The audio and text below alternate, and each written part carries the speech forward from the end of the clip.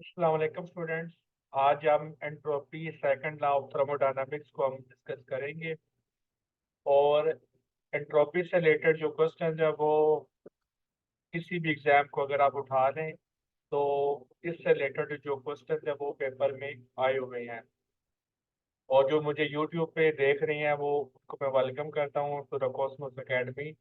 ये पाकिस्तान का best online learning platform है for the preparation of government jobs. यहाँ पर आपको तमाम जो गवर्नमेंट जॉब्स की प्रिपरेशन के सेशन, जो रिकॉर्डेड लेक्चर है, नोट्स, वो सारा कुछ यहाँ पर आपको मिलेगा। तो इसी सिलसिले को आज हम आगे कंटिन्यू करते हुए हम एंट्रोपी को हम डिस्कस करते हैं, क्योंकि हमारा जो फर्स्ट ईयर और बीएससी पार्ट वन उसका एंड चल रहा है। और जो थर्मोडायनामिक्स की कुछ जो चीज़ें हैं वो अभी मिसिंग थी, क्योंकि जहाँ से हम वो डिस्कस कर रहे थे एनालिस फिजिक्स से, वहाँ से ये चीज़ें वो बहुत ही उन्होंने ना थोड़ी थोड़ी सी बताई हुई थी। तो मैंने फील किया था कि चूंकि मैं इसको ऐड करना चाह रहा हूँ थर्मोडायनामिक्स पोर्शन को, तो अभी एंट्रोपी पे सही तरह बात नहीं हो सकी। तो इस वजह से हमें टॉपिक और बात करनी चाहिए। इसके अलावा अगर आप कोई ऐसा टॉपिक थर्मोडायनामिक्स से रिलेटेड आप समझते हैं कि उसकी आपको ठीक से तरह से समझ नहीं लगी, अभी उस पर मजीद डिस्कशन होनी चाहिए, तो वो मुझे आज 12 बजे से पहले पहले आपने वो मुझे बता देना है। क्योंकि फिर लेक्चर सारे वो प्रिपेयर करनी होती हैं, नोट्स बनाने होते हैं, तो इसलिए ये नोट्स पहले बने हुए नहीं थे, ये मैंने अभी बनाए हैं। मेरे नोट्स बनाने का तरीका बहुत ज़्यादा डिफिकल्ट होता है और डिफरेंट भी होता है। मैं पूरी जो है ना निचोड़, मेरे को ये हमेशा होती है कि जो निचोड़ होता है ना गूगल का, यूट्यूब का और बुक्स का और नोट्स का, इन सारी चीज़ों के जो निचोड़ होता है वो मैं आपके सामने पेश करूँ। तो इंशाल्लाह ताला मैंने पूरी कोशिश की है कि एंट्रोपी के रिलेटेड जो जो इम्पोर्टेंट बात है वो मैं आपसे वो यहाँ पर कर सकूँ। और उसको मैंने नोट्स में ऐड कर दी है, और ये नोट्स आपके पेड ग्रुप में शेयर हो चुकी हैं, वहाँ से आप इसको देख भी सकती हैं। तो इसके अलावा मजीद अगर कोई चीज़ ऐड करनी हुई तो वो फिर हम बाद में ऐड कर लेंगे। तो आज के लेक्चर हम स्टार्ट करते हैं, बिस्मिल्लाहिर्रहमानिर्रहीम। तो टॉपिक का नाम है entropy and second law of thermodynamics. Notes मैंने खुद अपने हाथों से बनाए हैं, टाइप करके सारा की टाइपिंग मैंने खुद ही की है। तो सबसे पहली डेफिनेशन है प्रोसेस। हम एक सीक्वेंस में और ऑर्गेनाइज वे में हम चीज़ों लेके चलेंगे ताकि आपको समझने में कोई परेशानी ना हो। क्योंकि एंट्रोपी एक थोड़ा काफी कंसेप्चुअल टॉपिक है, तो मजे का टॉपिक है लेकिन कंसेप्चुअल बहुत है, तो इस वजह से आपने आराम आराम से चीज़ों को लेके ही चलना है, step by step. Very basic से हम स्टार्ट करेंगे, जैसे मेरी आदत है कि मैं हमेशा बेसिक से एडवांस लेवल तक जाता हूँ। तो ये आपसे इंटरव्यू में भी सवाल पूछा गया है कि प्रोसेस क्या होता है। और थर्मोडायनामिक्स जब आप पढ़ती हैं तो ये वर्ड प्रोसेस प्रोसेस प्रोसेस ये आप बार बार सुनती हैं। तो इन रियलिटी प्रोसेस का मतलब क्या होता है? प्रोसेस का मतलब होता है, मैंने आपको पहले भी वैसे गाइड किया हुआ है, तो उसकी डेफिनेशन है, it is a change in state of any system. किसी भी सिस्टम में कोई भी चेंज आती है कि उसके वॉल्यूम में कोई चेंज आ जाता है, किसी भी पैरामीटर में, उसके प्रेशर में चेंज आ जाता है, उसके टेम्परेचर में चेंज आ जाता है, इंटरनल एनर्जी में चेंज आ जाता है, किसी भी पोर्शन में चेंज आता है, चाहे चेंज कितना भी हो, थोड़ा हो या बहुत बड़ा हो, तो हम बोलेंगे कि ये प्रोसेस हो गया है। क्योंकि हमारा मकसद क्या होता है? सिस्टम के साथ छेड़खानी करना, सिस्टम के अंदर चेंज लाना। तो किसी भी तरीके से अगर आप थोड़ा सा भी चेंज ले आती हैं तो फिर वो प्रोसेस हो जाता है। अगर आप कोई चेंज लाते ही नहीं है, सिस्टम एज इट ही रहता है जैसा वो होता है, तो फिर आपने थर्मोडायनामिक्स में आपने प्रोसेस नहीं किया। तो जब आपने प्रोसेस ही नहीं किया तो फिर आप थर्मोडायनामिक्स के जो रूल्स हैं वो आप अप्लाई नहीं कर सकते। तो जब भी आपने थर्मोडायनामिक्स में प्रोसेस करना है तो आपने किसी भी पैरामीटर को चेंज लाजमी करना है। तो वो जरूरी नहीं है कि चेंज बहुत बड़ी अमाउंट में हो, थोड़ी सी भी अमाउंट में चेंज हो तो वो हमारा प्रोसेस हो जाएगा। तो बहुत इंपॉर्टेंट कंसेप्ट है, इंटरव्यू में आपसे ये सवाल पूछा जा चुका है, तो आपने इसको ध्यान में रखना है। और इसकी एग्जांपल है expansion of gas into vacuum. कि अगर आप, ये आपका गैस का ये हमारा सिलेंडर है, इसके अंदर हमने क्या किया, हमने गैस को फिल अप किया हुआ है, ठीक है। ये सारे गैस के मॉलिक्यूल्स हैं। यहाँ से आप क्या करती हैं, इसको दूसरे सिलेंडर के साथ आप इसको कनेक्ट कर देते हैं। अब ये सिलेंडर बिल्कुल एम्प्टी है, इनटू वैक्यूम, खाली है बिल्कुल। तो जब आप यहाँ से ये ढक्कन या नोजल हटाती हैं तो गैस मॉलिक्यूल क्या करेंगे, यहाँ से आएंगे और यहाँ पे आना शुरू हो जाएंगे। तो इस मूवमेंट के लिए आपकी कोई एनर्जी नहीं लगी, क्योंकि ये प्रोसेस ऑटोमेटिक होगा, स्पॉन्टेनियस होगा है। तो ये इसकी एग्जाम्पल है प्रोसेस की, यानी कि इसके अंदर चेंज आ गया है। यहाँ पे अगर वो आप ये क्या हो जाएंगे, ये पूरे पार्टिकल्स गैस मॉलिक्यूल्स तब तक मूव करते रहेंगे जब तक दोनों में क्या ना हो जाए, इक्विलिब्रियम ना हो जाए। यानी कि अब गैस क्या होगी, एक्सपैंड हो गई है। तो इसको हम बोलेंगे कि ये हमारा प्रोसेस हो गया है। कूलिंग ऑफ टी, चाय का ठंडा होना, ये भी प्रोसेस होता है। मिक्सिंग ऑफ टू गैसेस, इस ये भी प्रोसेस की एग्जांपल है। फिर नेक्स्ट आता है कि प्रोसेस कितनी टाइप्स की होती हैं। प्रोसेस हमारे टू टाइप्स की होती हैं, रिवर्सिबल प्रोसेस और इरिवर्सिबल प्रोसेस।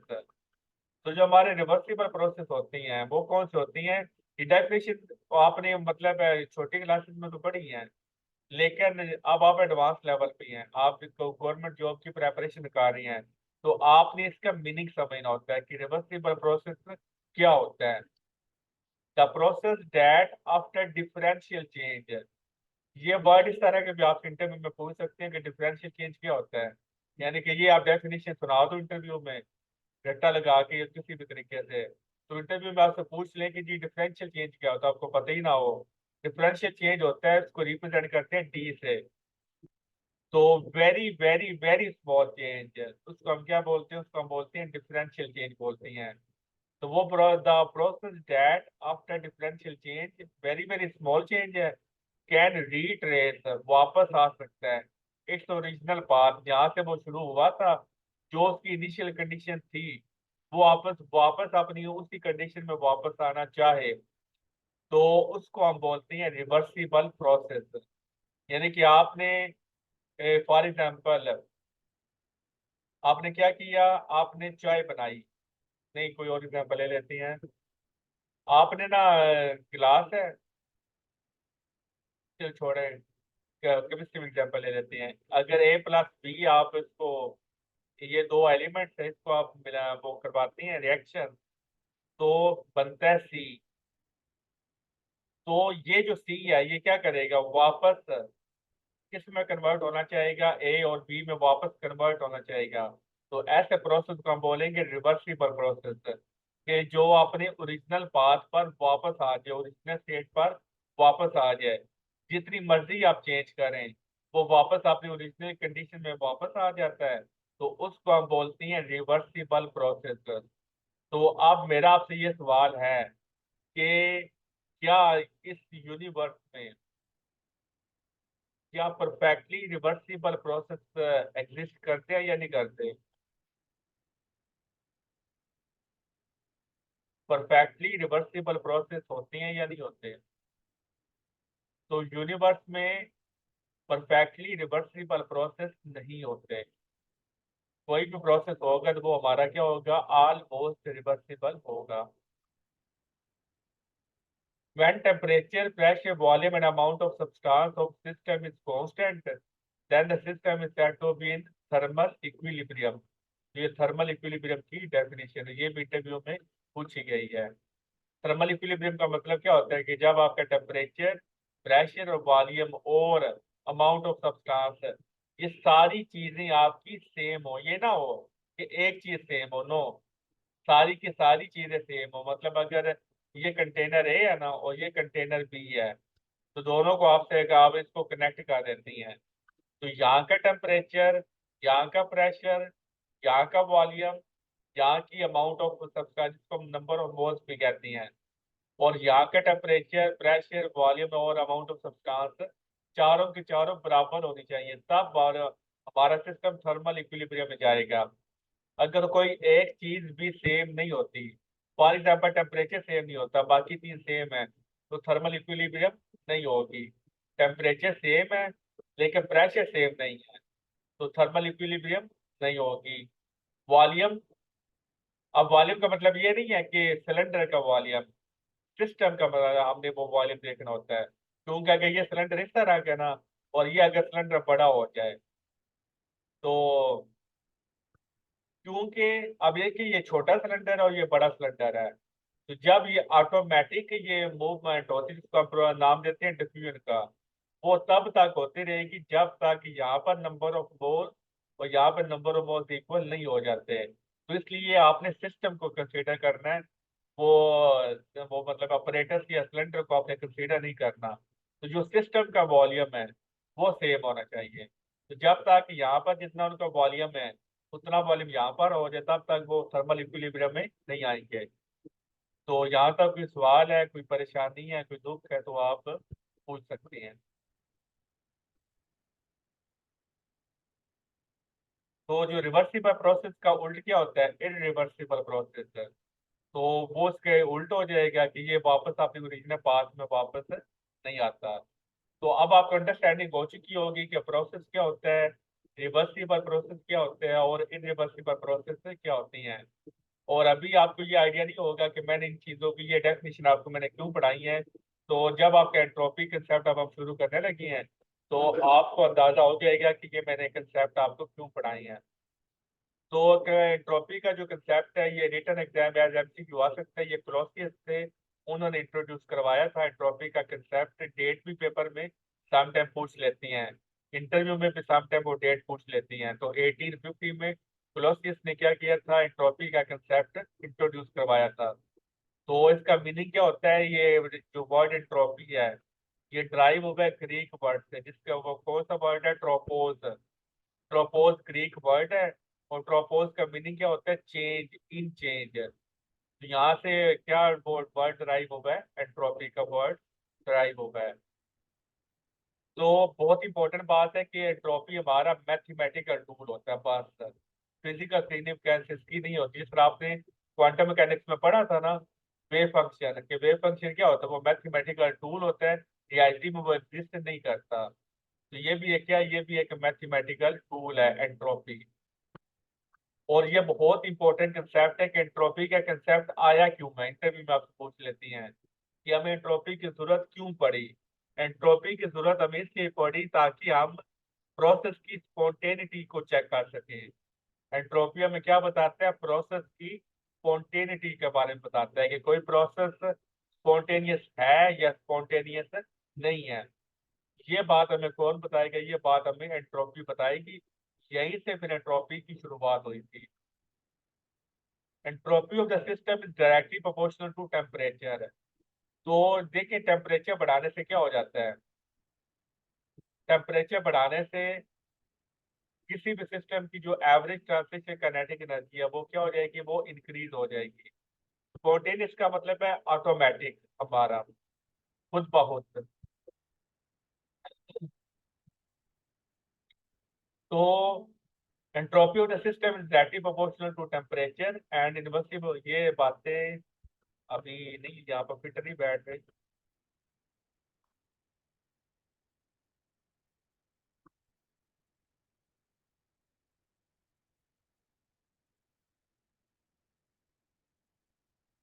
सबसे पहले हम स्पॉन्टेनियस और नॉन स्पॉन्टेनियस को देख लेते हैं।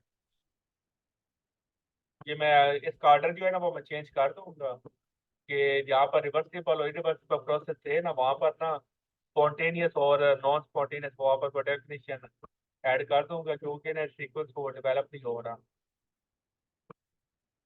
क्योंकि अभी मैंने सॉरी इसको सेटिंग वगैरह करनी थी, तो टाइम हो गया फिर लेक्चर का, मैंने कहा चलो पढ़ा लेता हूँ। तो बाद में आपको सेट वगैरह करके ना नोट्स फिर आपको भेज दूंगा। तो आप बताइएगा मुझे कहाँ पर ये आ गया है, स्पॉन्टेनियस प्रोसेस की अभी डेफिनेशन नहीं आई, या पीछे गुजर गई है।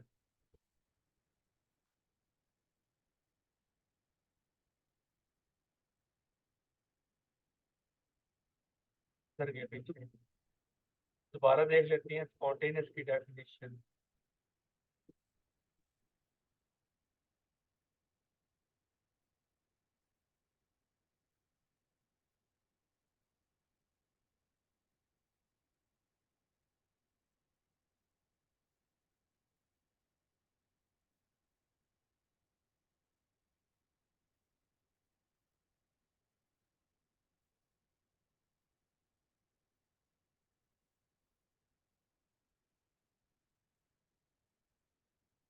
द डेफिनेशन ऐड थी तो थी स्पॉन्टेनियस थी, खत्म हो गई किधर है।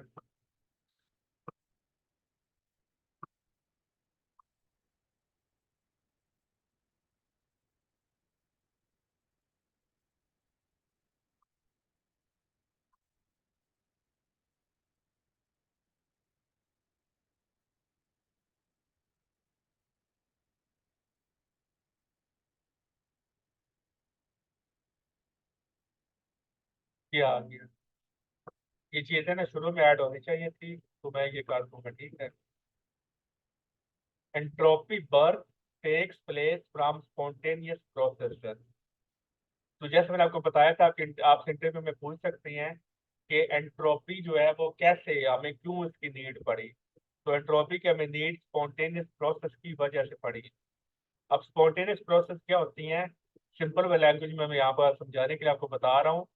That process that happens itself, जो खुद ब खुद प्रोसेस होती हैं, या बाय लिटिल पुश, या उनको करवाने के लिए आपको थोड़ा सा इनिशियल पुश आपको देना पड़ता है। तो वो प्रोसेस हमारे क्या होती हैं, स्पॉन्टेनियस प्रोसेस होती हैं। जैसे पानी का गिरना, अगर यहाँ पर इस तरह पानी आ रहा है, तो पानी क्या करेगा ऑटोमेटिकली, यहाँ पे पानी आ रहा है ना, तो ऑटोमेटिकली ये क्या करेगा, नीचे गिर जाएगा। ये नहीं पानी करेगा कि वो बोलेगा कि नहीं मैंने यहाँ पर रुक जाना है, आप आओ तब मैं नीचे आऊंगा, नहीं। पानी हमेशा वो ज्यादा लेवल से लो लेवल की तरफ ऑटोमेटिकली मूव करता है। तो ये क्या हो गया, ये हमारा स्पॉन्टेनियस प्रोसेस हो गया। तो सम टाइम हमें क्या होता है कि जो चीज होती है वो खुद ब खुद वो हो रही होती है, और सम टाइम हमें क्या करना पड़ता है, हमें उसको इनिशियल पुश देना पड़ता है उसको स्टार्ट करवाने के लिए।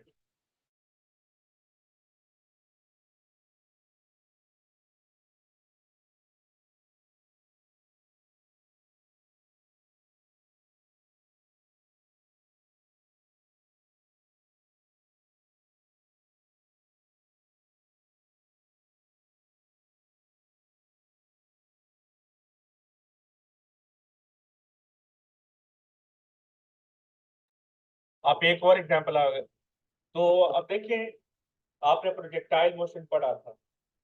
तो प्रोजेक्टाइल मोशन क्या होता है, आपने क्या किया, आपने बॉल को फेंक दिया, तो वो खुद ब खुद आपने स्टार्टिंग में उसको फेंका, तो बाद में क्या किया, वो खुद ब खुद उसने वो आगे मूव करना शुरू कर दिया। तो शुरू में आपने क्या किया, उसको इनिशियल पुश आपने दिया, लेकिन वो बाद में उसकी जो मोशन होती है वो खुद ब खुद होती है, इनिशियल पुश की वजह से होती है। तो वो भी हमारा क्या होता है, स्पॉन्टेनियस में ही आ जाता है। अब वो मैकेनिक्स का है, तो जस्ट आपको समझाने के लिए मैं बता रहा हूँ कि स्पॉन्टेनियस क्या होता है। क्लियर है स्पॉन्टेनियस प्रोसेस, न्यूक्लियर फ्यूजन या न्यूक्लियर फिशन आप कह लें। न्यूक्लियर फिशन में क्या होता है, आप थोड़ा सा इनिशियल पुश देती हैं, तो बाद जब आप इनिशियल पुश न्यूक्लियर फिशन में आप क्या करती हैं, आपने एटम लिया, फिशन का मतलब होता है तोड़ना। तो आपने क्या किया, आपने उसको या हीट प्रोवाइड कर दी या एनर्जी प्रोवाइड कर दी किसी भी तरीके से। तो वो एनर्जी जब आई तो उसने क्या किया, उसने न्यूक्लियस को तोड़ दिया। तो जब ये टूट जाएंगे तो फिर क्या होगा, पहले तो आपने इसको तोड़ा, लेकिन बाद में जो जितने भी न्यूक्लियस टूटेंगे वो ऑटोमेटिकली टूटेंगे। क्लियर है स्पॉन्टेनियस प्रोसेस।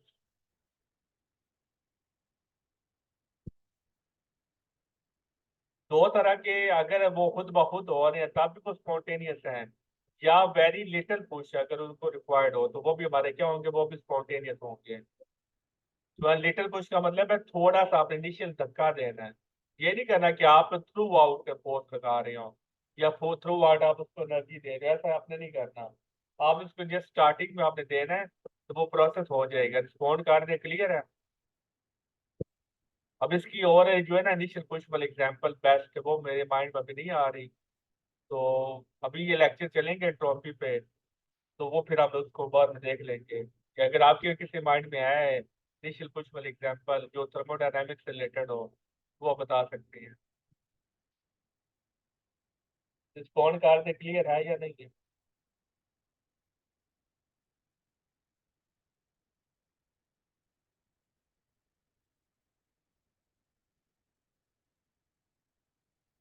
कोई रिस्पॉन्ड कर दे।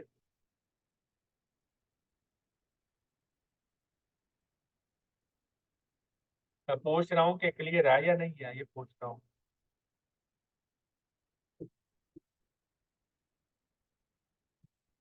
स्पॉन्टेनियस प्रोसेस या वो खुद होती हैं या फिर उनको करवाने के लिए इनिशियल पुश देना पड़ता है। इनिशियल पुश का मतलब है कि जैसे आपने शुरुआत आपने उसकी करवानी है। पटाखों की एग्जांपल ले लें कि आपने क्या किया, आपने ये सारी लंबी वो झड़ी है, तो यहाँ पे आपने क्या लगाया, आपने यहाँ पर पटाखे लगाए हुए हैं। तो पहले पटाखे को आपने क्या किया, आपने वो आग की जो माचिस है वो फ्लेम है वो आपने दे दिया। तो जब आपने इसको वो तीली से जला दिया तो ये फटना शुरू हो गया। तो इसके साथ फिर जो दूसरा पटाखा है वो फटना शुरू हो जाएगा, दूसरे साथ तीसरा। यहाँ पे जो सारे पटाखे हैं वो क्या शुरू हो जाएंगे, वो फटना शुरू हो जाएंगे। आपने क्या किया, आपने इनको तो कोई मतलब आपने वो एनर्जी नहीं दी। आपने तो शुरू वाले को क्या किया, आपने उसको इनिशियल पुश दिया, माचिस से वो जो तीली है वो आपने लगा दी उसको। तो बाकी जो सारे जो बटाए वो ऑटोमेटिकली होते हैं। तो इसको बोलती है लिटिल पुश, यानी कि शुरुआत आपने कर दी, बाकी काम आपने नहीं करना, तो इसको बोलती है स्पॉन्टेनियस प्रोसेस। तो स्पॉन्टेनिटी प्रोसेस की चेक करने के लिए ही यहाँ पर हमें एंट्रोपी की जरूरत पेश आई। इफ डेल्टा एस, ये कंडीशन आप इसको देख लें, चेक वो समझ लें कि अगर आपका चेंज इन एंट्रोपी वो पॉजिटिव है तो हमारा प्रोसेस क्या होगा, हमारा प्रोसेस स्पॉन्टेनियस होगा। अगर चेंज इन एंट्रोपी हमारी नेगेटिव होगी तो हमारा प्रोसेस क्या होगा, नॉन स्पॉन्टेनियस होगा। तो अगर आपको कोई प्रोसेस दे दिया जाता है तो या इंटर वो एमसीक्यू आपको बना कर पूछ दिया जाए, वो बोलता है कि ये प्रोसेस हो रहा है, इसके लिए जो चेंज इन एंट्रोपी है उसकी वैल्यू जी 3 है। तो आप बोलेंगे 3 पॉजिटिव नंबर, तो हमारा प्रोसेस क्या होगा, स्पॉन्टेनियस होगा।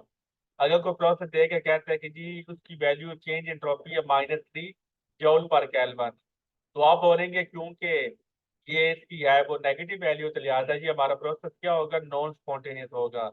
तो यानी कि आप इस तरह भी कह सकती हैं कि अगर हमारा प्रोसेस स्पॉन्टेनियस है तो चेंज इन एंट्रोपी हमारी पॉजिटिव होगी। अगर हमें नॉन स्पॉन्टेनियस प्रोसेस दे दिया जाता है और आपसे पूछा जाता है कि जिसकी चेंज इन एंट्रोपी निकालें, तो 4 ऑप्शन आपको दिए जाती हैं। 3 ऑप्शन, एक 0 आता है, एक 1 आता है, एक 3 आता है और एक -2 आता है। तो आपके पास कंसेप्ट है तो आप कैलकुलेशन नहीं करेंगे, आप क्या बोलेंगे, आप बोलेंगे ये 3 तो पॉसिबल नहीं है, क्योंकि नॉन स्पॉन्टेनियस के लिए हमेशा वो चेंज एंट्रोपी नेगेटिव होती है, तो आप इस पे वो कर देंगे। जिसके पास कंसेप्ट होगा वो फौरन आंसर लगा देगा, जिसके पास कंसेप्ट नहीं होगा वो कैलकुलेशन करने में बैठ जाएगा और अपना टाइम वेस्ट करेगा। तो लेस देन 1 मिनट रह गया, तो नेक्स्ट क्लास आपने लेनी है कि नहीं लेनी, जल्दी बताएं, लेस देन 1 मिनट रह गया, यहीं पे बता दें, क्योंकि बाकी स्टूडेंट क्लास ज्वाइन नहीं की। तो नेक्स्ट क्लास आपने लेनी है या नहीं लेनी, भरोसा कह रही है लेनी है, बाकी भी बताएं। हमारा मरियम कुछ किया, जल्दी बताएं क्लास खत्म होने से पहले। चले फिर ले लेते हैं क्लास।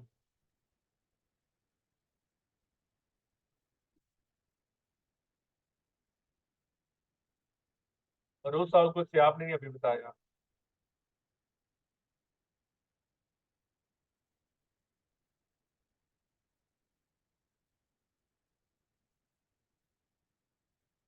आई थिंक सब वो क्लास में नहीं। चलिए